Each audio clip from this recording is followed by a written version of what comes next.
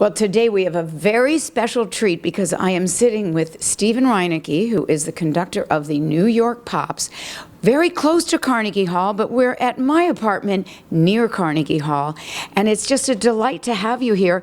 You have a huge weekend coming up at Carnegie Hall, December 18, 19, 20.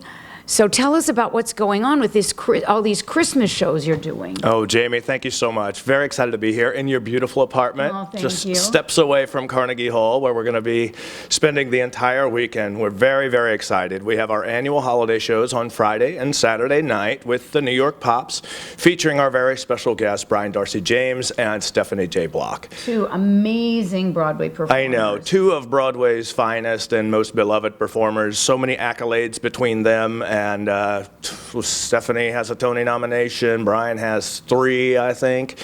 And we're very excited to have them. And they've never performed together also. Oh, wow. So this is very exciting. They're really, really looking forward to it.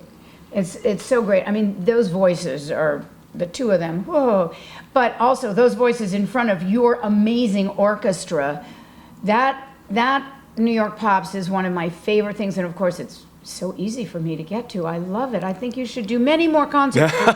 I would love that. But you know, people, and now on Sunday you also have a special family. Yeah. Sunday we're doing an annual family concert, and it's a reprise of something we did back in 2013. We're bringing back a Charlie Brown Christmas. Oh, I saw that. I loved that. I know, it's the best. And believe it or not, this year marks the 50th anniversary of the first time the special aired on television was 1965. It was actually this week, 50 years ago. So it's very exciting, and it's a lot of fun for me because the New York Pops has always had this great spirit of collaboration.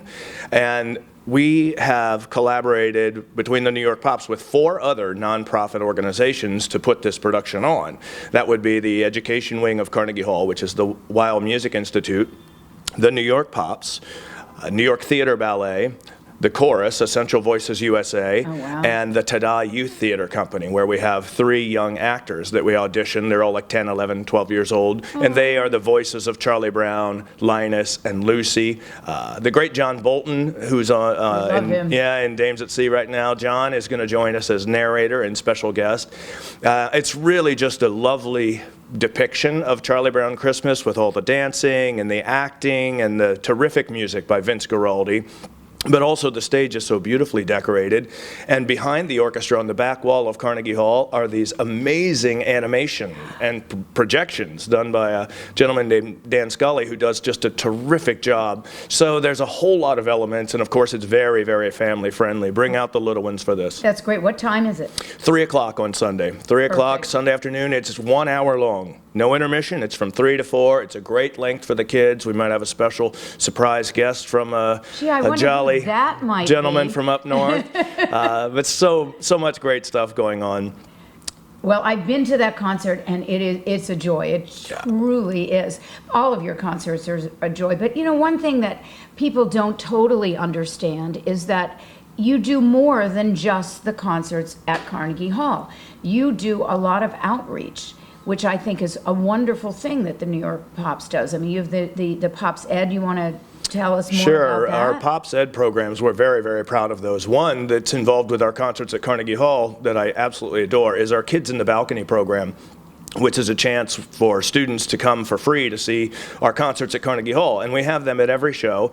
There's over 1,000 students that come throughout the concert season and get a chance to see us. And those are things, you know, we've been doing it long enough that some of those students have come back and said, you know, that was a defining moment for me, a life-changing moment. I know. And they're way up in the balcony where no one else really wants to sit, but they're so excited. And when they name the school and you hear this, yay! Yeah, I know, they roar for it. And I mean, it's and if there's a few schools, they try to out-yay each other. Yeah. It's delightful because, so listen, fun. we need to pass this on to the children and let them know that this is happening and this is part of their future. And, you know, hopefully they'll get used to going to concerts in the future at Carnegie Hall. Absolutely. And other things we do is we've got outreach programs where we send our teaching artists out into schools in all 5 boroughs of New York and teach them music lessons and music theory and songwriting and all these sorts of things, especially when music has started to be cut from certain curriculums. Which is so awful. Well, they can come to us, and we can come in and provide a valuable service for them.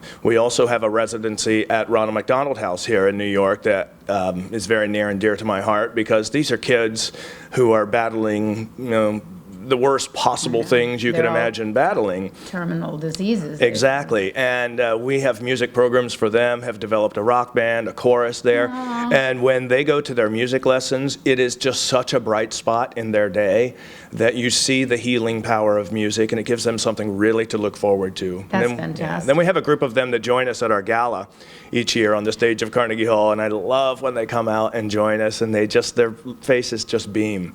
And I hope it does offer some healing power. It does. I mean, I've watched them on that stage, and it's just, it's so heartwarming. It's precious. And you also have the, with all the celebrities, you send them out to, and as the ambassadors for you, which I think is another wonderful thing you do. That's right. Our Pops Ed ambassadors are a number of people we work with who volunteer their time for certain services where they can be out in the community spreading the word about the great education programs that the Pops does. Oh, that's great. Yeah. Well, how long have you been doing this? I started with the New York Pops in 2008 is when I was named music director designate.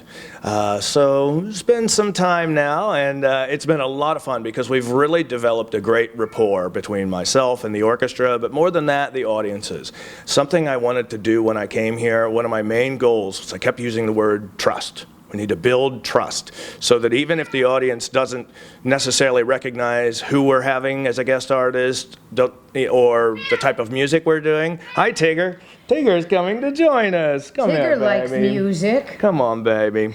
They have this trust that they know it's going to be a really, really good show no matter what, because it's the New York Pops putting it on. Yeah, and you have totally gained that trust. I mean, just to say to someone, would you like to go to a New York Pops concert? They don't even have to ask, what are they doing? Because they know it's going to be good. And it's accessible music, and a lot of times with the huge choruses. And your galas are always really spectacular. The galas are crazy. And Do you one of my have a favorite date yet for that one coming up? We do have a date set for the gala.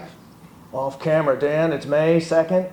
May 2nd of 2016, and it has been announced that we are honoring Claude Michel Schoenberg and Alain Boublil, who are the creative team behind Les Miserables, Miss Saigon, and so many other things. So we'll be representing all of their. I got to meet them very briefly because I was a co-producer in London on Marguerite, which they wrote. Lovely. And that's where I met Julian Ovenden. Oh, Julian. Because he starred in it. Yep, absolutely. So, well, we want to wish you all the best, Stephen. I think it's so exciting that you've just taken this role and run with it. And, I think there were a lot of people at the beginning that were like, oh, what are they going to do now? But wow, I think it's better than ever. And I think you are probably the busiest person in show business that I know, because you not only do the Pops, but you run around and conduct other orchestras. I certainly do, but I'll tell you, my work here, I am so proud of this organization, and I'm so proud of all of the musicians of the New York Pops. It has done nothing but get better and better, and the orchestra sounds better than they ever have, and I just love working with them, and there's no greater joy than being on the stage of Carnegie Hall. And we have some of the best audiences there are out there. I agree there. And they come back. I see, it's like when I go to a concert, I see old friends, I walk by and I stop to talk to Michael Sherman or Susan James or this person or that person that come to every concert. It's great. It's a blessing and a curse because it's so hard for people to get tickets that building a new audience, we just, we need to do more concerts. Yes, you There's do. not enough room to get the new people in. That's why it's good that you have two this weekend, I love both it. Friday night, December 18th, and Saturday night, December 19th, both at 8 o'clock, but then the family concert, 3 o'clock on Sunday. Thank you so much for joining us, and thank you for petting Tigger, because you made his day. Of course. Thanks so much, Jamie. He wants you to play the piano so he can see. He loves to sit next to someone playing the piano. It must do something to him. It's Animals, I think, like music too. I agree. Thanks so much, Jamie. Thank you. Thank you so much.